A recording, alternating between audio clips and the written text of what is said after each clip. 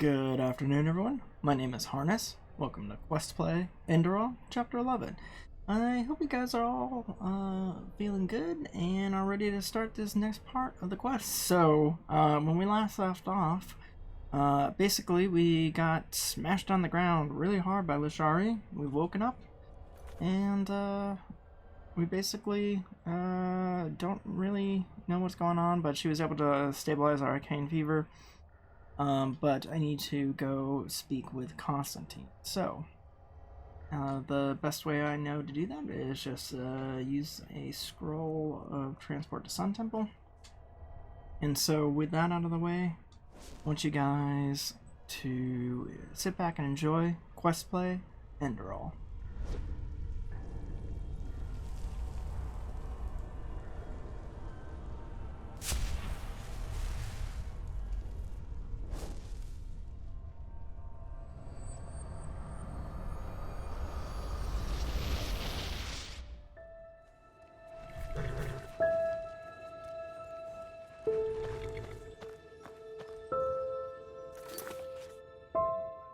You don't belong here. Well, piss off. I gotta go speak with Constantine.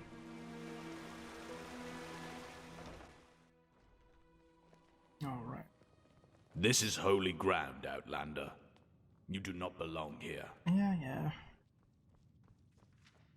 So far, everyone in Enderal is kind of a dick.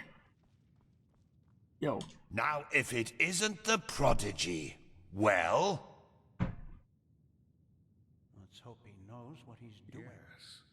Yes, that just... Well, Lishari performed the ritual on me. There were problems in Old Rashengrad. Yes, I know. She's already told me everything. Good work, even though part of her report seemed to be a bit...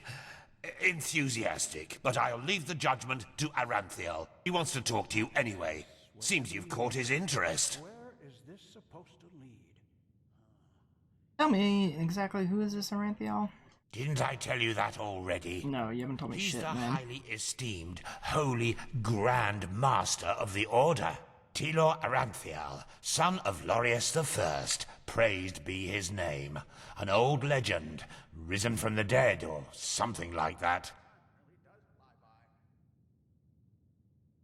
I'm not sure if I want to be part of all of this, whatever it is you're searching for. Oh yes? Well then listen carefully. Lucy probably hasn't told you, but the ritual was as dangerous for her as it was for you. In other words, she and all of us have risked a lot for your healing. Also, she seems to see something special in you. Heck knows why, but she does. So at least have the decency to listen to what Aranthiel wants to tell you. He is in the Emporium of the Temple. Just tell the guard who you are, and they will let you in. Ah yes, before I forget, my dame Lucy has left a token of gratitude for you. It's your choice. Do you want a book, an old map, or a bag of pennies? I could use a book, please. Very well. Now get a move on. I'm sure we'll talk again later. Yeah, I hope we never talk again. Yeah. Alright, so I need to go back down here and go to the Temple of Simulacrum or something. This is holy ground, Outlander. You do not belong here. Yeah.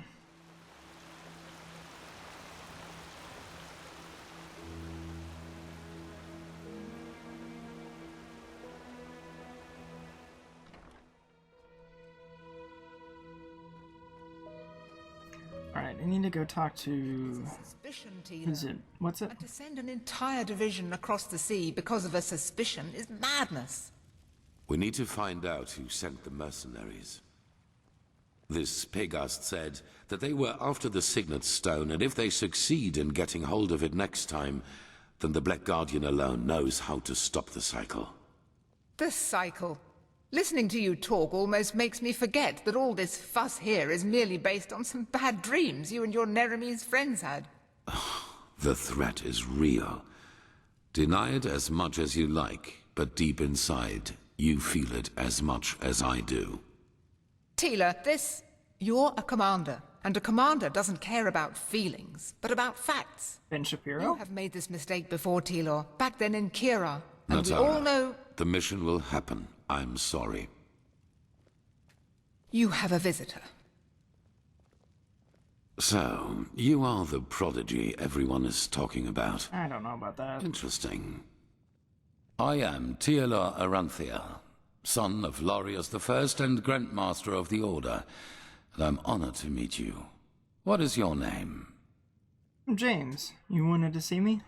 Yes, and I will come straight to the point. You are here because I believe that you are special. Humanity faces a threat that needs to be stopped, and to achieve this, you are indispensable. Of course I am. You're talking about the Red Madness, aren't you? Among other things, yes. I do not need to explain to you that the present situation on Vin is chaotic. The wars, the living dead, common people who are losing their minds, to name only the most obvious. What most people are not aware of is the connection between these events. You, however, have encountered it, as have I. The visions, do you know where they come from? I do, and I will explain everything to you. What it means, who we are, and what your part in all of this is. Come, follow me. Maybe you already know who I am. My entire life, I served the gods who ruled Vin, until their death 2 years ago.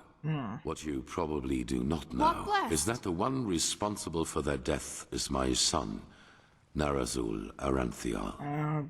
Great. He hated the Lightborn because he believed that they robbed mankind of their right to freedom, so he strived to overthrow them. He found followers, formed an army and declared war on them, and thus on me, a servant of the Lightborn as well. It all ended in a battle 30 years ago, which Narazul won. He killed every single survivor except for me, and locked me in a dungeon on Nerim. I still do not know why he spared me.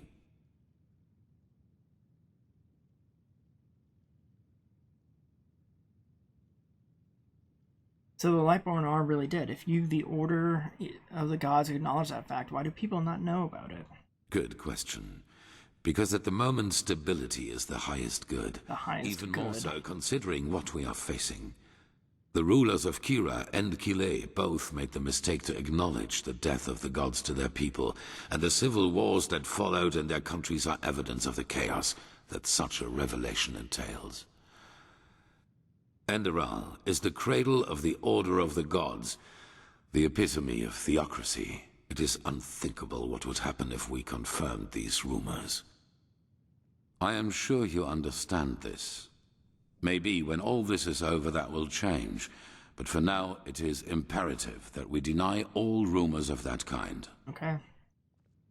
But you did manage to free yourself. Yes, after more than 30 years, when the death of the gods made the magic around the prison disappear. And during my escape in the northern mountains of Nerim, I also had them for the first time, the dreams.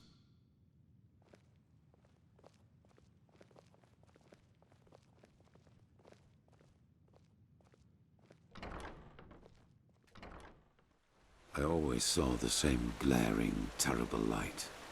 Heard screaming, and I felt like I was burning up from the inside. And above all, like a veil, there was the knowledge of imminence. At first, of course, I dismissed these dreams as the delusion of a man close to death. So I concentrated on making it through the mountains somehow. 2 days after my escape, I was completely exhausted, and I would have died if a former acolyte of my son had not found me. An acolyte of your son, but weren't they enemies of yours then? Yes, but he did not recognize me, and brought me to their headquarters instead, an old monastery in the mountains. The others were aware of my identity, but for whatever reason they did not kill me. Maybe because they thought that the death of the Lightborn had made me insignificant. I do not know. Still, Even after my recovery, the dreams continued. At first, I doubted my sanity, but after some time I told the leader of the mages, Constantine, about them. And he said something that I'd never expected. I was not alone. He, as well as many others magically gifted on Vin, dreamed the same dreams. And the more we talked about the matter, the stronger our suspicion grew, which has now turned out to be the truth. The dreams, they come from the same place. They are a shared memory. A shared memory? You mean that dreams originate from a common mind?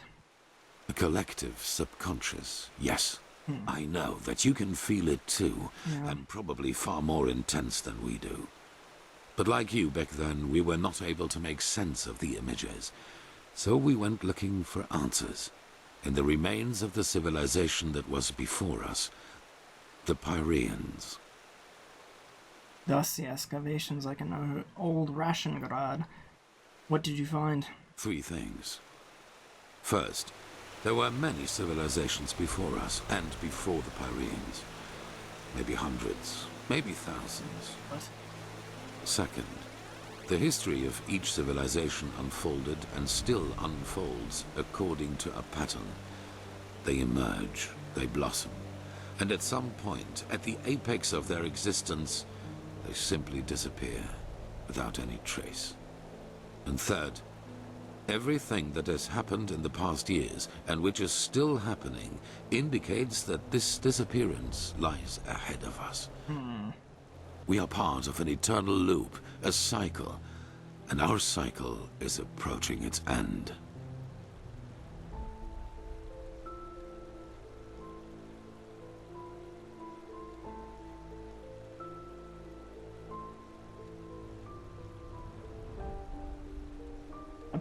Pattern? You mean the chronicles of each civilization are identical? Not identical, but one can split them up into episodes which repeat themselves in the very same manner, into patterns.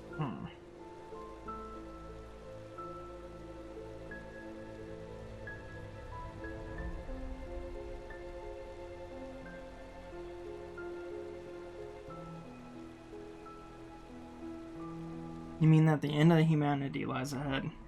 Yes, it does. At first we considered it absurd, as probably you do at this moment. It's a lot to But there take came in. a moment when we simply could not deny it anymore. We began to study the history of the Pyreans more intensely, and the parallels were extraordinary. In its early days, the Pyrean Empire was split up by a disaster, just like Vin was split up by the Starfall after the reign of the Eterna. Also, the Pyreans had a ruling caste who declared themselves gods after the catastrophe. The 2 castes of the Sun Priest. They, too, ruled until they were overthrown. This overthrowing was followed by an outbreak of wars and chaos. And then, just like that, the Pyreans ceased to exist. They knew it was imminent, but they could not prevent it. They called this event the Cleansing.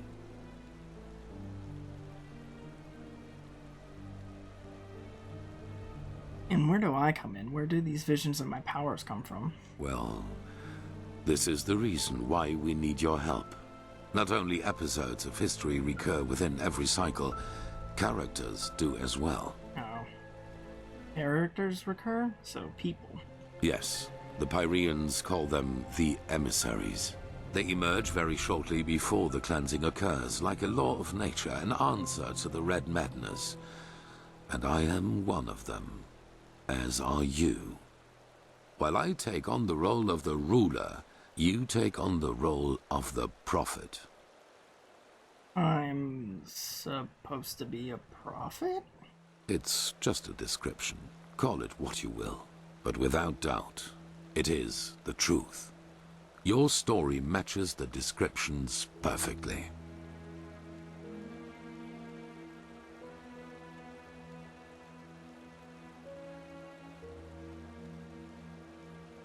And I take it this is the reason the Neremese mages are here? Firespark, Pegast, Shalrim. Yes. Former enemies or not, both sides have understood the magnitude of the threat. The magical knowledge of Narazul's former mages is vast, as is the power of the Holy Order. Even though not all of the Keepers agree, as you probably have already noted yourself.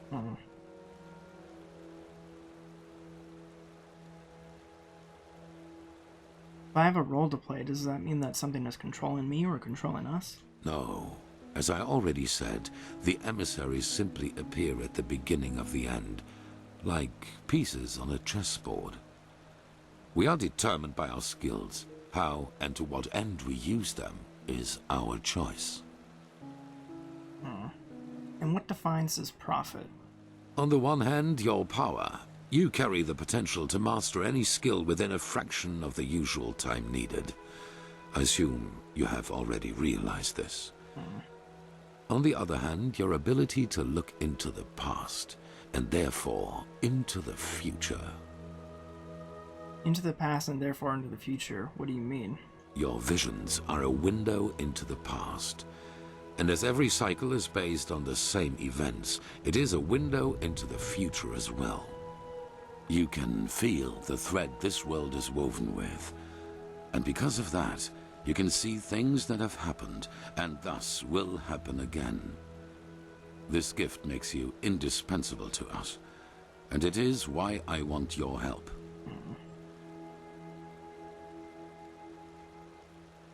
And why do you think that we can overcome this cycle in the first place, after hundreds of civilizations have tried and failed? That is the wrong question. The correct question is, what alternative do we have? To wait and die? I mean...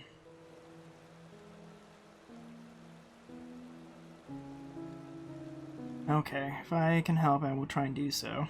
Good. However, there's one more thing before the actual work begins. I want you to join our order, and to do so, you have to pass a test. A trial. Yeah, of course.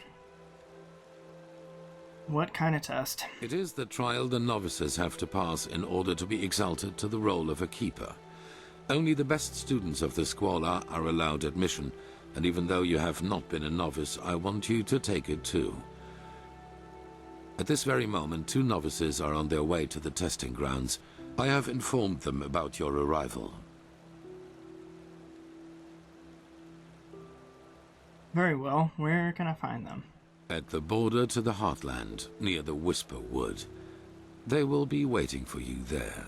Take the Myred, talk to Signet Master Bartar, and hand him this package. And then follow his orders. Ah, one more thing. It might be self-evident, but keep your knowledge about the death of the Lightborn to yourself. I do not believe you can do any real harm, but in the worst case, path-abiding people will consider you a heretic. After the cycle has been stopped, we will deliberate upon how we deal with the matter, if and how we tell our people about it. But not now, that is for sure. Now, leave. The sooner we can dispense with this formality, the better. Let's hope he knows what he's doing. This supposed to be... Alright.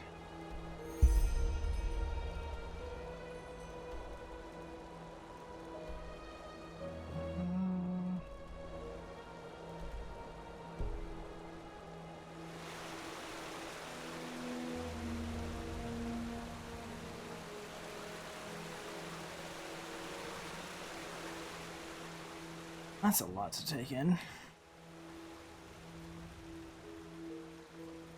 This... Huh? Ishari. How did you end up in, Nareth Azul's Aranthiel's order? Now look at that. Someone who's actually interested in us as people, rather than in our knowledge about the Pyreans. But it's your lucky day. I really wouldn't mind a good talk right now. Hold on a second. Arizalian Brandy. Vintage 8214. What do you say? A glass and a good talk? There are a couple of things I wanted to ask you anyway. Sounds good to me. Alright then.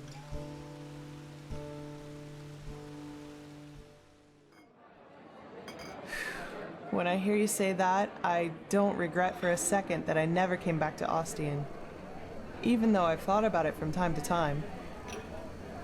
You're from Ostian? You look more like a Scarag to me. Wow. Finally, someone who says it up front. Yeah, I've got some Scarag blood in me, though comparably little in regards to how much it shows.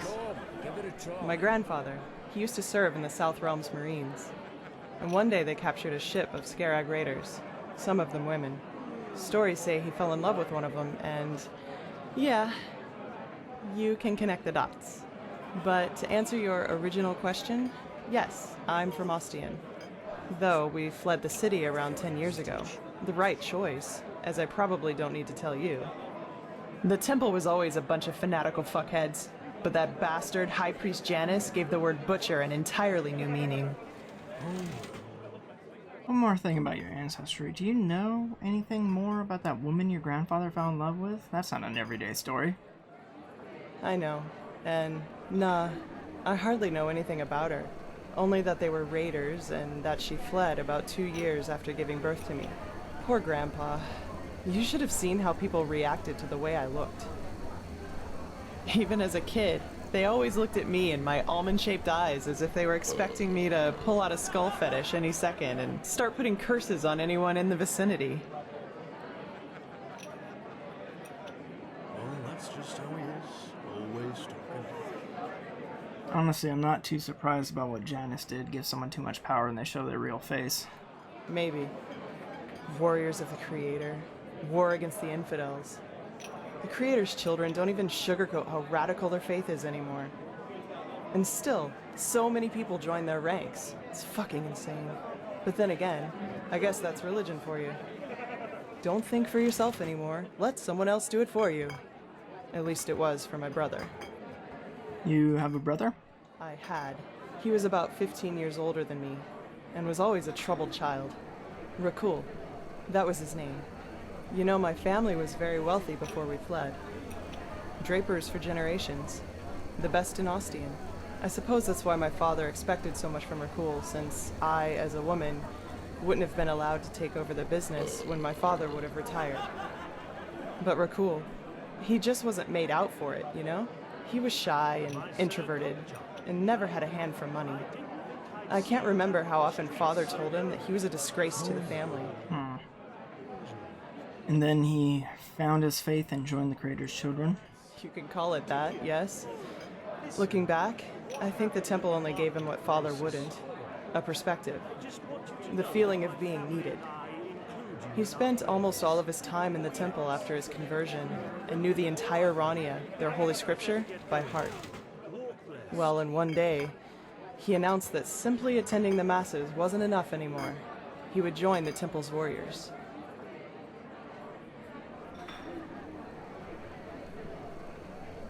Neglected young men without perspective in their lives, the number one choice of anyone who peddles hate. Damn right. That's what these bastards do. They exploit the vulnerability of people like him and indoctrinate them for fucking bullshit. And once that's done, they send them to fight for their holy causes. In other words, their own interests, like pawns on a chessboard. And if they die, then they call it a fucking honor. I'm sorry, my dame.